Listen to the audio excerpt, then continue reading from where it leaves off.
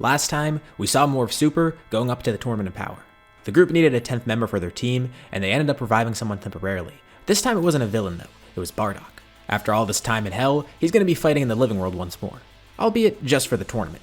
But what's going to happen from here on out? We'll be seeing all that and more in this finale of What If Bardock went Super Saiyan against Frieza.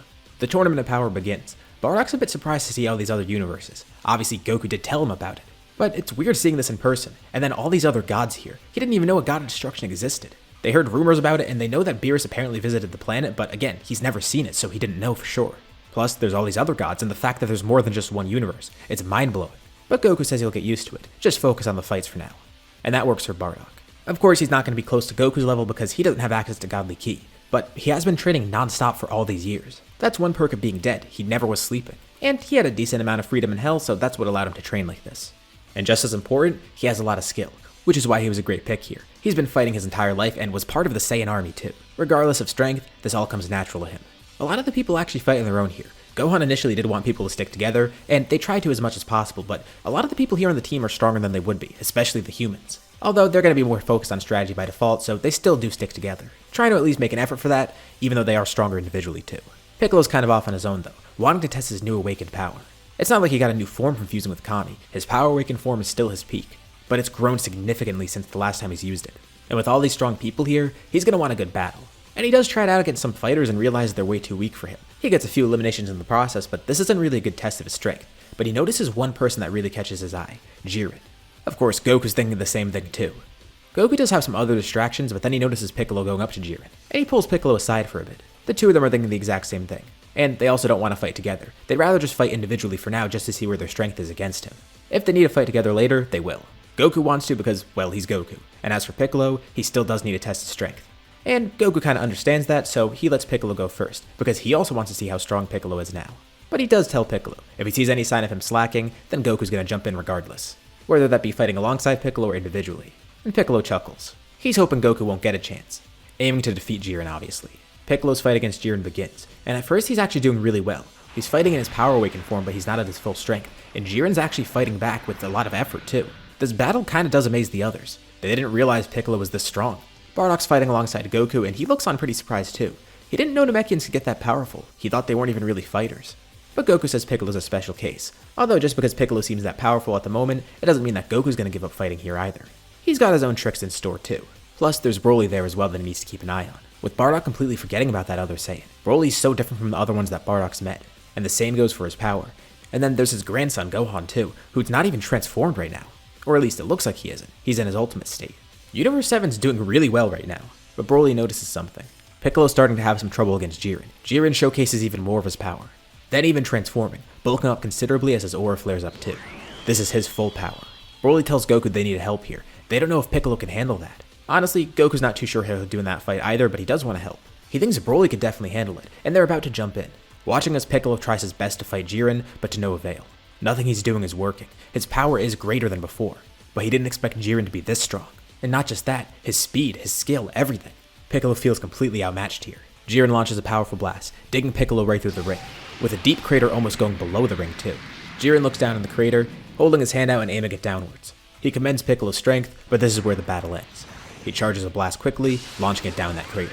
Jiren turns around as a massive pillar of ki launches out of it, with everyone assuming Piccolo's been knocked through the ring, but he doesn't show up on the stands. And that pillar of ki coming out of the crater, it starts changing. First it looked like it came from Jiren's blast, but now it's become something completely different. It looks like someone's aura, but not like one they've ever seen before. The entire ring, no, the entire world of void is shaking from it. The ring starts cracking, and it splits from the part where the crater was. Jiren turns around, stunned to see Piccolo standing back up there, looking far different from before. Piccolo doesn't know what this power is, but maybe it's something extra that Shenron granted him and Kami, and with them merging, he's now able to fully access this. But whatever it is, he knows it'll be strong enough to win this battle. He resumes his fight with Jiren, now having a second wind picking him up. You know, Goku's kinda glad he didn't have to intervene. That pushed Piccolo to the limit, and with him helping, that wouldn't have happened. Plus, Goku and Bardock are in their own fight right now, against two other Pride Troopers, Topo and Dispo. And Goku notes something during the battle that surprises Bardock. He could tell that Topo's holding something back. No matter how much power Topo uses, it's not his full strength. And Goku asks if he can reveal his true power, as he even goes Blue Kaioken. Maybe this will coax Topo into doing something. And using this, he's able to heavily outspeed Dispo, who shows his full strength too. And Goku keeps trying to get Topo to do something. Bardock says he's not sure if that's a great idea. But he gets why Goku's doing it. Even though there's a lot at stake here, it is going to make the fight a lot more interesting, and it's something he'd do too. Plus, if there is an issue, they have some other really powerful fighters in the ring, and whatever happens, he's sure Kakarot will handle it. Topo's pushed to the brink and then transforms, showing off a crazy power, asking if this is what Goku wanted to see. He's now in his God of Destruction mode. And Goku's content. That's exactly what he wanted to see. He and Bardock fight Topo together, with Goku pushing Blue Kaioken to its limit. And let's be honest here, Goku's pretty much carrying this fight. But it's not like Bardock isn't helping. Having two people there means two things for Topo to focus on. Bardock focuses on trying to distract Topo. He even does something pretty unexpected. As Goku and him are dueling, Bardock goes Super Saiyan 3 and then has a key sword in his hand. And he starts running around Topo, attacking from different angles. It's not really doing anything, but at the very last moment, he and Goku jump back. With Topo then realizing what happened, Bardock was dragging that key sword behind him, slicing through the ring so it would be unstable. Bardock and Goku stand together, quickly charging a blast to launch that piece of the ring out. Topo holds a hand out trying to jump through it, but Goku quickly jumps up in the air, still launching the blast. And for a second he stops doing it, then charging into Kaioken again using his maximum power. He propels himself downwards with a kick. Topo's about to grab onto the ring, but Goku kicks him square in the face with all of his power, then using a feat Kamehameha to launch himself back into the ring while also propelling Topo further downwards, knocking him out. That worked pretty well.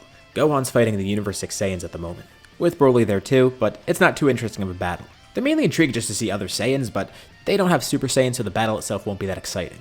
And as we look around the ring, the only fighter that Universe 7 lost was Roshi, with him being the weakest fighter of the team. The other humans are all holding their own pretty well, and two of them could teleport after all, so it's not hard for them to stay in the ring.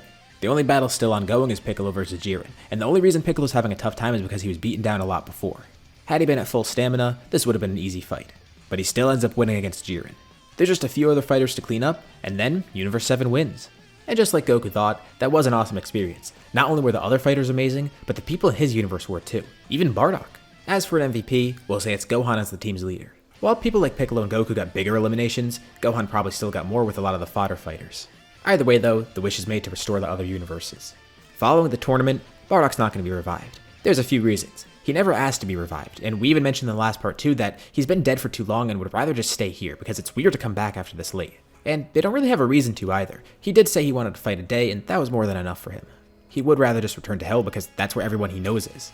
It would be weird coming here for no reason, although he's glad that he got to fight with Kakarot for once, and also got to meet all these other people too, including the rest of Kakarot's family, which is his extended family. And while he is going to go back to Hell, Goku does return with him, and now that he's not strapped for time, he actually gets to meet some of the other people that Bardock surrounded himself with. Mainly interested to see his brother and his mother. Raditz isn't too surprising, but for Gina he was surprised to see her here because he didn't hear much about her. Although, apparently she was in Bardock Squad 2 a while ago, which is strange because she seems so different from the other Saiyans, but nope, she has at least a double-digit kill count. Weird. And Raditz is intrigued to see his younger brother. There definitely is a family resemblance there. Not with him, with Bardock. And weirdly enough, there is one more Saiyan that wants to see Goku. It's Vegeta, with Raditz introducing him. Vegeta could tell Kakarot's not a normal Saiyan. He's very different from everyone out here. He's far too soft and kind-hearted. But he still is interested to see him, knowing he's another Super Saiyan, the one to defeat Frieza. And it's funny, it reminds him of a while ago when he told Frieza that there were more Saiyans out there, just to scare Frieza when he killed Vegeta. But Vegeta was right, and not only was he right, but that Saiyan rose up to be a Super Saiyan, eventually taking part in his defeat. And for that exact reason, Vegeta does respect him. Following the Tournament of Power, there's no Broly movie obviously because, well, I don't think I need to explain that. The Moro arc almost does happen, but it stopped pretty quickly. Krillin and Ten have Force Spirit Fission, so stopping Moro won't really be too big of an issue. Especially because with these two, they'd probably try and stop him before he gets too powerful. It might be a challenging battle for them on Namek, at least just in terms of raw strength, but they're able to stop him from growing any stronger and get rid of the rest of the power that he has gained. The Granola arc also probably won't happen, at least not in the same way. Without Frieza being here, and to a lesser extent without the Moro arc, things aren't going to line up how they did in the main story that caused this to happen. The heaters work undisturbed, and Granola still works underneath them. But there is one final arc that probably would happen, and that's Superhero. Years after the tournament, Broly and Goku are on Beerus' planet, continuing their training. The Tournament of Power really pushed Goku far, and with a great training partner like Broly, the two of them have grown very powerful. Broly obviously has God Ki by now, working on his own Super Saiyan God form too, which is excessively powerful. As for Goku, he's unlocked Ultra Instinct. He doesn't have as much experience with it as he did in the main story, but he's still pretty good with it now. Years have passed after all, but we're not focused on them. We're focused on what's happening with Earth. Piccolo's at his house one day, and someone shows up to attack him. At first it seemed like Piccolo's no match for him. And Piccolo could easily tell that it's an android from the Red Ribbon Army. It's Gamma 2. Piccolo tries to get some more info out of him, and pretends to be defeated, not even transforming. He then follows Gamma 2 back to the Red Ribbon Army's base, and he sees there's another android just like him, and he hears about the plans to make Cell Max. He definitely needs to put a stop to this before it even happens. Cell wasn't too big of a threat before, but he knew that Cell had the potential to be really strong. If they didn't stop him right away, he had everyone's DNA, including Broly's, so he could have been excessively powerful. And that was the one from another timeline. The one from here, it's a good thing he's been obliterated, because if he kept collecting data, imagine how strong he'd be. Cell Max seems to be something that's made from scratch at least. And it's not like Piccolo has to wait to attack here. He has more than enough strength. At least he would hope so. He can't track the Gamma strength, but it doesn't seem like they know about his orange form. They might have data on his power awakened state, but nobody saw orange. He's used that in training a bit, but mainly on Beerus' planet when he's visited Goku and Broly. Maybe he can give them all a bit of a surprise. He slips away while listening into everything, finding where Cell Max is being made. Well, this is simple enough. He's destroyed one lab, so he could destroy another. The machine working on Cell Max is completely obliterated, with the building it's in collapsing too. Magenta and Carmine look on with anger and disbelief. And Hedo's kinda in shock, but also a little bit relieved because now he knows Magenta will be off his case about it. And also because he could tell it's not his fault because they see a red ribbon soldier standing there. But he powers up and his disguise comes off, revealing that it's Piccolo, showcasing a form that the Gammas have no data on, Orange Piccolo. At this point in the story, Orange Piccolo is stronger than Orange Piccolo in Super Hero.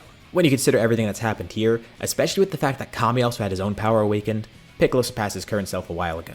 Especially because he might have trace access to Godly Ki. The Gammas are completely caught off guard, with them being defeated relatively easily. Magenta and Carmine try to escape, but Piccolo stops them.